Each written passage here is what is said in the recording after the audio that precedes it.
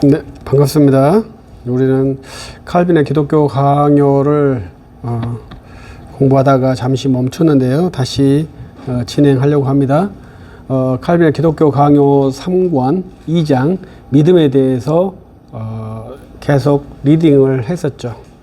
일단 문병호 교수님께서 번역한 것을 한번 빠르게 리뷰를 했었고, 이제는 다시 한 장씩 좀 더 치밀하게 정독을 하면서 진행을 하고 있습니다.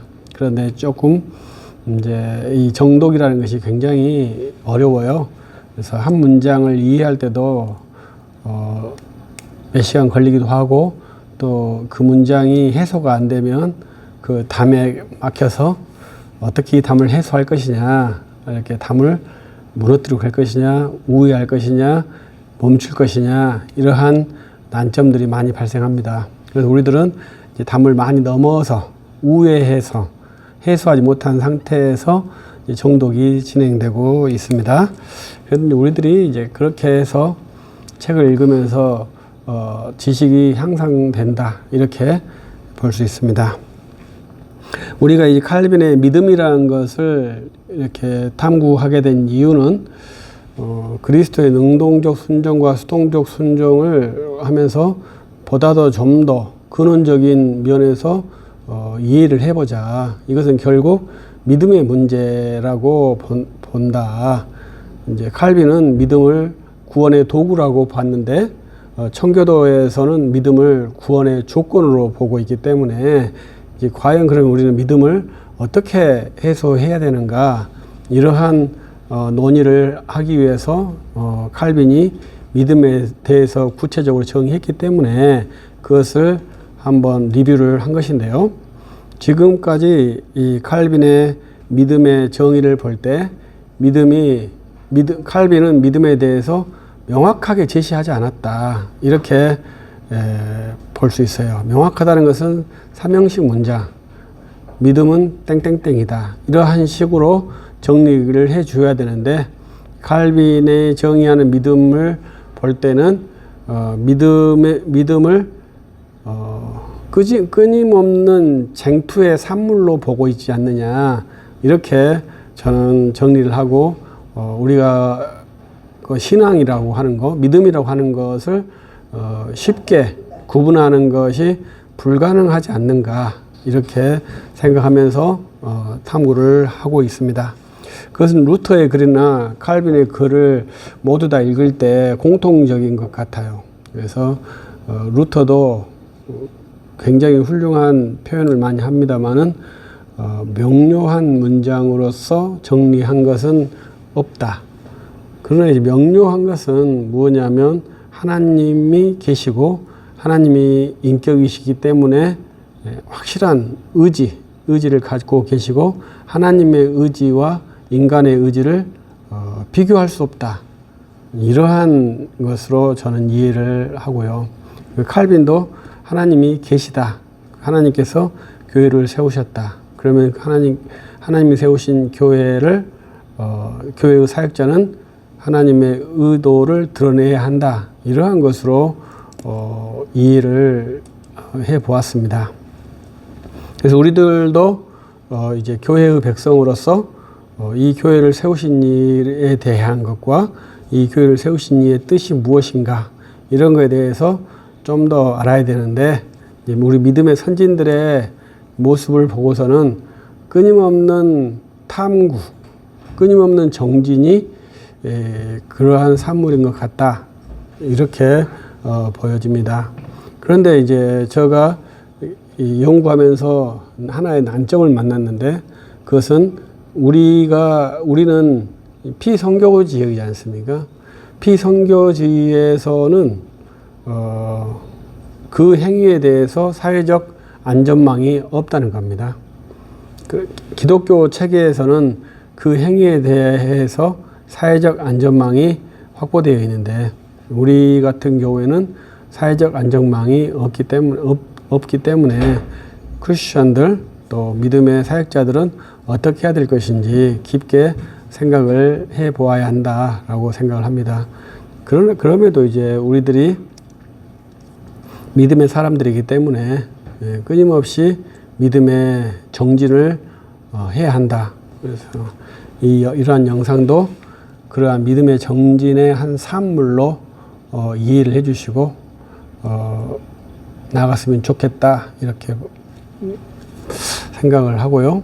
그래서 어떠한 것을 명료하게 말하는 것이 좀 신학을 하는 학생으로서 좀 염려스럽다, 우려스럽다 이러한 마음이 있고, 또 명료하지 않으면 우리의 스탠스가 흔들리기 때문에 명료한 것을 가져야 되고 또 명료할 수 없다는 이 두 개의 불합리가 매치되지 않는, 루터나 칸트라는 분이 말했던 이율회관적 요소를 우리가 가질 수밖에 없는 그러한 관계 속에서 학문이 진행되지 않는가 이렇게 생각이 듭니다. 그래서 칼빈의 믿음을 이제 절반 정도 보다가 쉬었고 다시 진행하려고 하는데, 칼빈도 결국은 그러한 상태, 우리들이 갖고 있는 이율 배반에 대한 괴로움,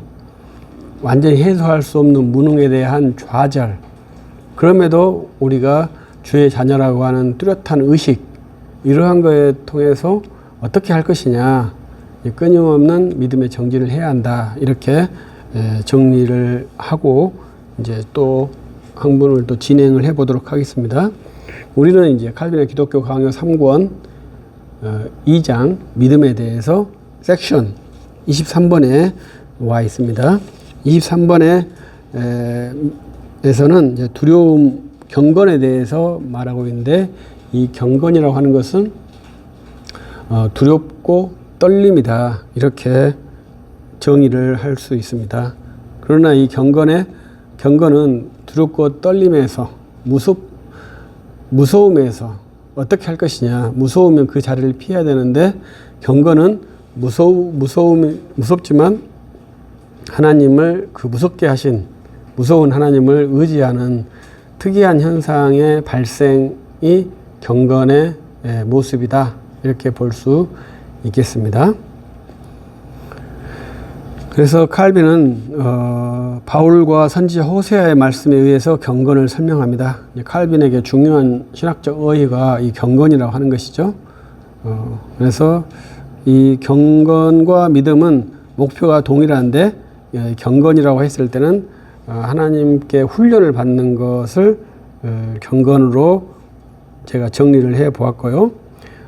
루터는 이제 십자가를 주장을 하죠. 그래서 루터는 십자가 신학이라고 하는데, 칼빈은 이제 경건의 신학이라고 말을 합니다. 그래서 십자가도 끊임없이 자기 부정을 하는 것이고, 경건도 끊임없이 자기 부정을 하는 것이고, 십자가도 그 하나님 아버지의 놀라운 선언과 아들의 그 놀라운 속죄 제물로 말미암아 죄사함과 구원이 일어나는 놀라운 은혜의 세계. 경건도 하나님의 지엄하신 두려움 속에서 그 하나님을 떠나지 않고 끊임없이 하나님을 의지하는 놀라운 체계, 이러한 것에 대해서 말을 합니다. 그래서 사도 바울이 경건의 비밀이 크다 이렇게 말을 해서 이제 그러한 내용으로 경건을 말하는데, 이제 여기 이 경건의 특징은 두렵고 떨림이다 이러한 것입니다. 사도 바울은 두렵고 떨림으로 너의 구원을 이루라, 이것이 이제 빌립보서 2장 12절 나오는 말씀인데, 이걸 통해서 이제 이 부분을 구성하고 있습니다. 이것이 두렵고 떨림으로 구원을 이루라 했으니까 이것을 신자의 능동성으로 봐서 신자가 구원을 이루어야 한다 이렇게 주장하시는 분들도 있죠. 그러나 이제 칼빈은 여기에서 이제 구원을 이루라 이 부분이 아니고 두렵고 떨림이라 이 부분에 와 있습니다. 그래서 이제 칼빈은 이제 확실성에 대해서 정확하게 말을 하고 있습니다. 루터와 칼빈의 공통점은 구원의 확실성입니다. 근데 루터는 구원의 확실성 이유를 정확하게 밝히죠. 그래서 구원의 확실성이 어디에 있느냐 했을 때 사람에게 확실성을 두는 것이 아니라 하나님의 의지의 불변성에 구원의 확실성을 두거든요. 그래서 구원이 확실하다. 하나님께서 구원하시러 예정하신 자는 하나님께서 구원을 하신다. 그래서 구원의 확실성을 두는데, 그와 반면에 칼빈은 구원의 확실성을 말하면서도 훈련을 말하는 것이 특징입니다. 그래서 우리들은 항상 구원을 의심하는 것이 우리의 본성이죠. 그러나 구원의 확실성을 가져야 한다. 이것이 이제 경건의 훈련이라고 제시를 하고 있습니다. 칼빈은 여기서 하나님의 자비에 대해서 구원의 확실성을 말하고 있습니다. 이제 이 하나님의 자비는 루터의 노예 의지론에서도 상당히 반복적으로 등장하는 공통된 자산입니다.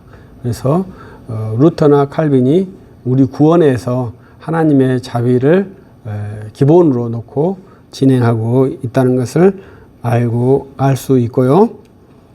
그런데 그 하나님은 두려움이 있다는 것이 이제 우리에게 적지 않은 문제죠.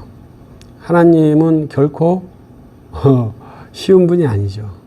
그래서 신비주의 같은 분들이 하나님의 경험을 황홀하다 이렇게 표현을 하는데, 성경에서 하나님을 만나서 황홀하다라는 개념이 나온 적이 한 번도 없죠.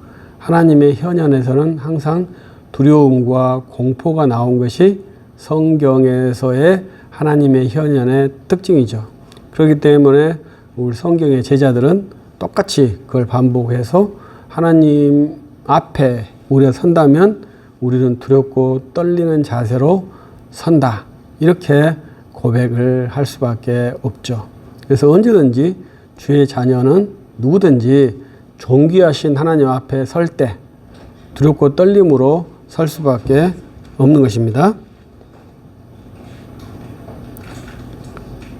그래서 하나님 앞에서는 이제 두렵고 떨리는 이유 중에 하나가 우리의 모든 죄악성이 드러나기 때문에 그렇다고 하는 것을 칼빈이 제시하고 있습니다.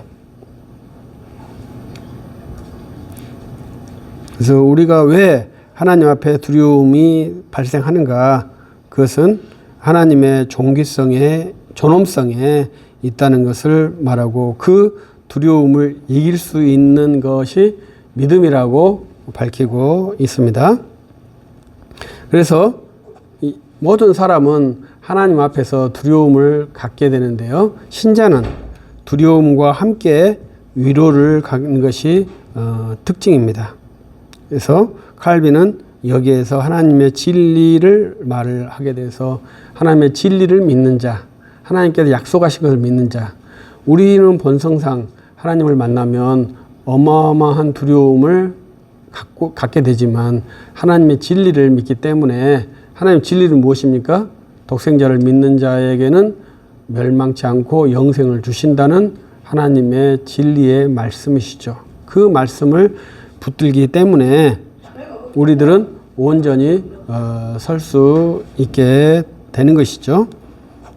그래서 우리들이 스포츠맨들도 우리들이 할 때는 스포츠맨들도 열심히 훈련하는데, 그들이 훈련하는 이유는 뭐겠습니까?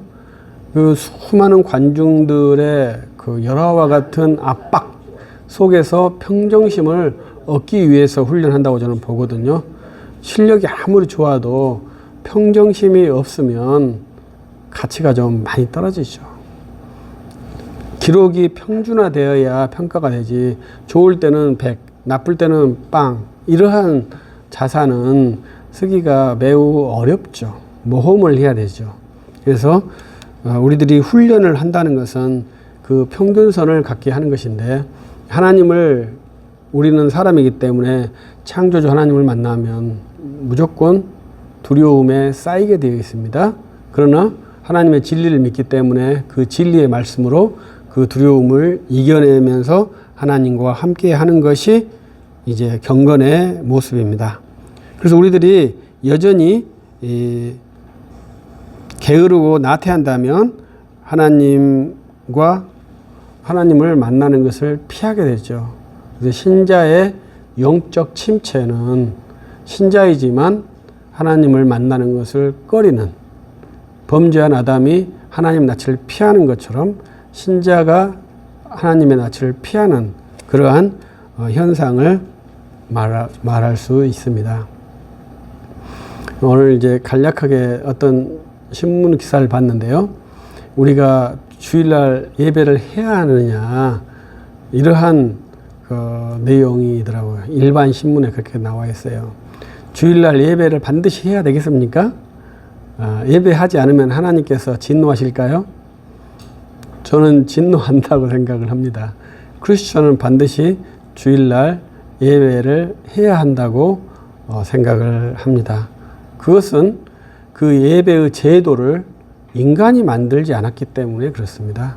이 예배라는 제도는 신적인 하나님께서 만드신, 하나님께서 자기의 백성을 영접하는 그러한 유일한 구도가 예배예요. 사람 마음대로 하나님 나를 영접해 주세요, 이렇게 말하는 것은 신성모독이라고 성경은 말하고 있죠. 그것은 성막을 이동할 때 웃사라는 사람이 죽었잖아요. 다윗이 얼마나 놀랐습니까? 그것은 웃사라는 사람이 이 성궤가 떨어지려고 하니까 그걸 떨어지지 못하게 하려다가 죽은 거 아닙니까? 웃사가 뭘 잘못했죠? 그런데 여호와께서 진노하셔서 그가 죽음에 이르렀습니다. 우리가 선한 의도라고 하는 것은 결코 인간의 방법이지 하나님께서 원하시는 것만 선한 의도라고 생각을 해 주셔야 됩니다. 그래서 하나님께서 만드신 제도가 분명한데 그것을 배제하고 인간이 원하는 제도로 하나님께 나아가는 것은 여로보암의 지은 죄를 반복하는 것이죠. 그것은 영적 침체, 하나님의 얼굴을 뵙기를 원하지 않는 것이라. 칼빈 때는 그렇게 말했지만 현대 신비주의 시대에서는 자기의 방식대로 하나님의 얼굴을 보고 싶어 한다. 내가 만든 방법으로 하나님의 얼굴을 보려고 한다. 이런 것이 현대인의 영적 구조이죠.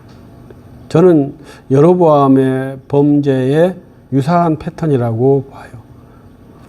하나님께서 만드신 제도가 있는데 그 제도 외에 다른 제도를 만들어서 하나님을 섬기려고 하는 것은 여로보암의 죄이죠. 그래서 칼빈 당시에는 상상할 수가 없었죠. 그러나 지금은 그것이 너무나 자연스러운 상식이 되어가고 있어요. 그래서 예배의 세속화라고 하거든요. 저도 이제 그런 것을 어떻게 봐야 할지 모르겠습니다만은 우리들이 이제 주 4일째까지 되잖아요. 그래서 예배를 어떻게 할 것이냐. 주 5일째가 되면서 예배의 일이 금, 토, 일, 3일로 이렇게 확장되어지는 그러한 구도가 많이 허용되죠. 또 많은 예배의 규범성을 이렇게 약화시키기도 합니다. 그래서 이 규범적인 예배를 정확하게 수행하려고 하는 그러한 자세도 필요하죠. 그래서 될 수 있는 대로 저는 예배를 줄여야 된다. 그래서 이제 칼빈 때처럼 주일 오전, 주일 오후, 수요, 성경 강론회 이런 식으로 예배를 좀 줄였으면 좋겠다. 이게 제 개인적인 바람이에요.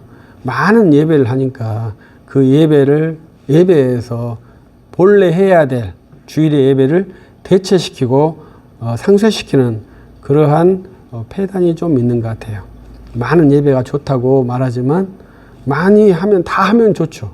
그러나 다 하지 못하는 것이 현 상황이니까 그러한 폐단이 있지 않을까. 근데 가장 중요한 것은 사람은 하나님께 나아간 것을 두려워해요. 그런데 이 대체 수단으로 그 두려움을 감추면서 하나님을 즐기는 그러한 패단을 발현시키지 않을까. 그래서 그러한 것이 심히 염려가 있습니다. 근데 이제 칼빈은 이제 그러한 것을 게으름으로 제시를 하고 있어요. 그래서 우리는 분명히 하나님을 두려워해야 합니다. 우리는 본성적으로 하나님의 심판대를 벗어날 수 없다는 것을 알아요. 그러나 이 재판정을 우회할 수 있다고 믿거나 또 이 재판정이 없다고 자기가 맹신할 수 있죠.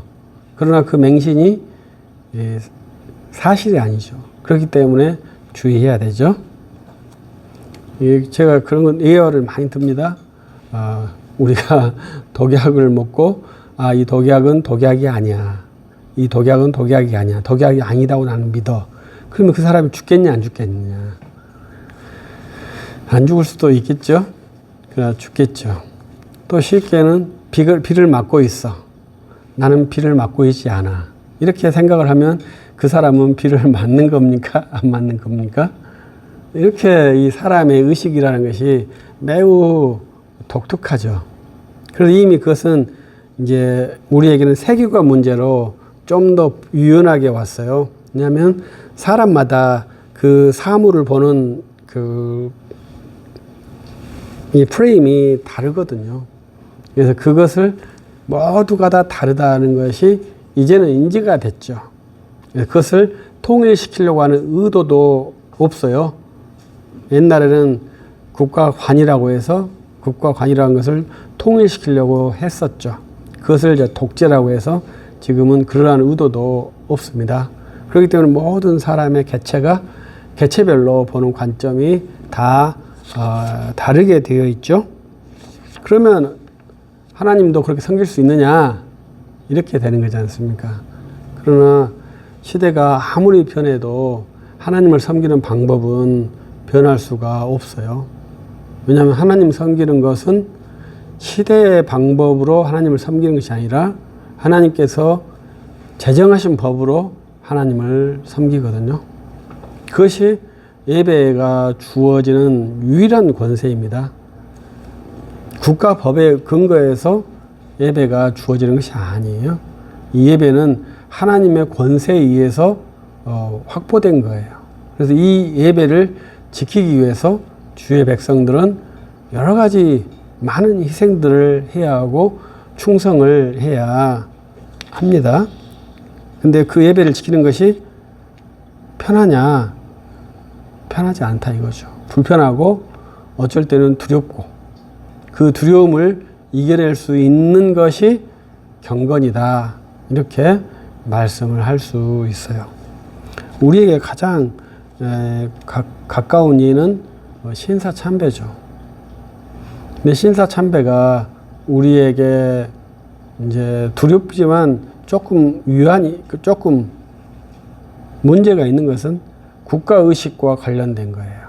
왜냐하면 그 당시 우리가 식민지 지배 국가였기 때문에 신사참배라는 것이 순수한 종교운동이냐 아니면 애국운동과 결합되어 있느냐 이것이 정확하게 구분을 해야 되는데 지금 독립이 된 이 상태에서 신사참배는 애국운동과 종교, 신앙운동이 함께 결합되어 있거든요.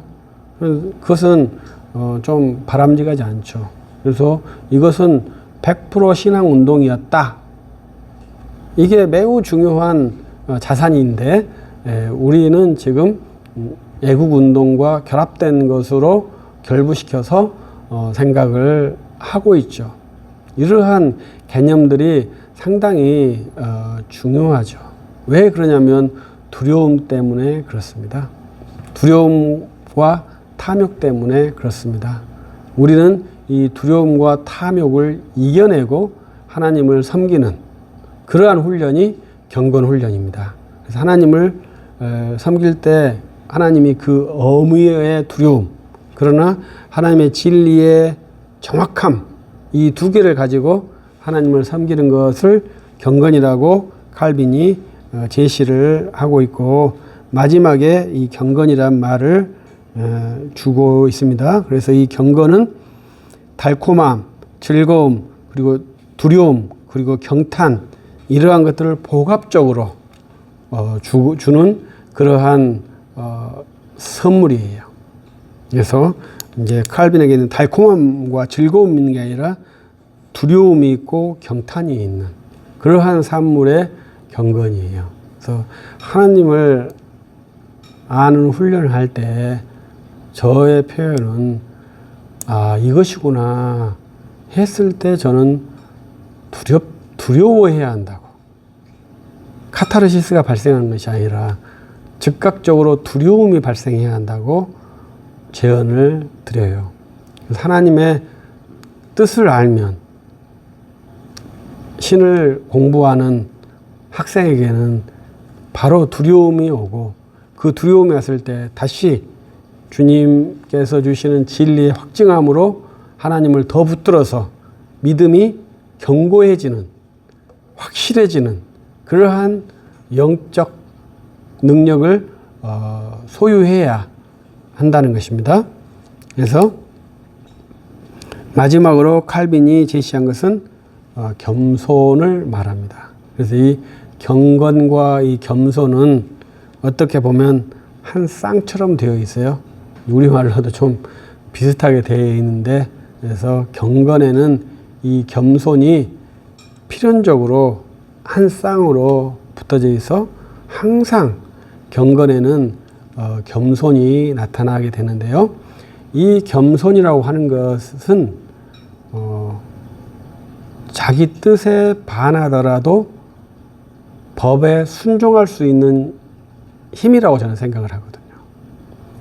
사람은 언제든지 자기 마음대로 살고 싶어요. 그러나 법이라면 그 법을 지키려고 하는 것이 겸손한 사람의 자세라고 생각을 합니다. 그래서 법과 내가 충돌한다, 충돌하지 않는다, 이것을 잘 알고 법과 충돌했을 때는 법을 지키는, 하나님 말씀에 순종하는 그러한 것이 저는 겸손이라고 생각을 해요. 그래서 그렇게 되는 것은 하나님의 말씀을 섬기기 때문에 그러지 않을까 그렇게 생각을 해요. 그래서 우리의 욕심이 많죠. 그러나 그 욕심대로 다 하면서 욕심에 의한 성취를 기뻐한다. 그것은 영광의 신학에 있지 않겠습니까? 내 욕심이 좌절된다. 그래도 이제 슬프긴 하겠지만 주의 일을 그래도 주께서 만유를 경영하시면은 전혀 문제가 없기 때문에 두려워하지 않고 주님을 섬기면서 나아간다. 이게 주의 일이지 않을까, 주를 향한 믿음이지 않을까, 이렇게 생각을 해봅니다.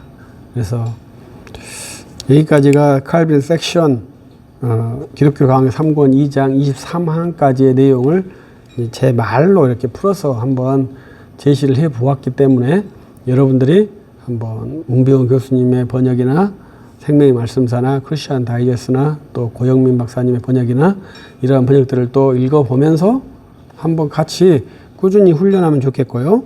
여기에서 하나 이제 어려운 것이 이제 저는 이제 기소 면제라고 번역을 했는데, 이제 다른 분들은 실천하게 하는 능력 이렇게 번역을 했어요. 그래서 이러한 아주 어려운 번역이에요. 그래서 이제 이것을 어떻게 번역할 것이냐 이런 것도 한번 생각해 보시면 좋겠어요. 이렇게 칼빈의 라틴어가 상당히 어렵다고 해요. 그래서 이러한 번역은 영어에서도 상호 일치가 안 되고 영어에서 만드는 이 어휘를 우리말로 또 전환할 때 또 쉽지 않는 난점이 있어요. 이런 것들을 다 이렇게 보면서 탐구한다면 매우 즐거운 공부가 될 것이라고 생각을 합니다. 그래서 끊임없이 공부를 한다, 공부를 해야 한다, 이렇게 생각을 해주신다면 좋은 크리스찬이 되지 않을까 이렇게 생각을 합니다. 마지막으로 저는 이제 강독을 굉장히 중요하게 생각하는데요. 대학원에서 강독을 한 학기에 몇 페이지 하겠느냐 이렇게 하면 20페이지 하면 많이 한다고 합니다. 20페이지 한다는 것은 그 20페이지에 나온 모든 문장들을 다 암기하고 활용할 수 있는 능력을 말하거든요. 그런 것을 이제 독일에서 유럽에서는 그런 식의 강독 프로그램을 해서 공부를 한다고 하는 것이죠. 근데 저는 이제 그러한 훈련이 상당히 좋다고 생각을 해요. 그런데 우리는 많은 양의 정보를 취득하는 훈련, 미국식 공부거든요. 그것도 뭐 나쁘지는 않죠. 그러나 정확한 공부를 해야만이 진리를 획득하고 진리를 탐구하고 정진할 수 있습니다. 많은 양의 공부에서는 정확한 진리를 세우기가 쉽지 않죠. 그러한 훈련들을 위해서 칼빈의 기독교 강요를 강독할 때 굉장히 그 빠른 스피드로 하는 것이 아니라 이렇게 한 장씩 해도 매우 어렵거든요. 준비하는데 시간이 너무 오래 걸려가지고 제가 좀 지쳐서 쉬었거든요. 그래도 이제 기독교 강요 3권 2장은 한번 마무리해 보려고 다시 이렇게 유튜브를 켰는데 여러분들이 여러분도 저도 인내심을 가지고 꾸준하게 진행했으면 좋겠습니다. 감사합니다.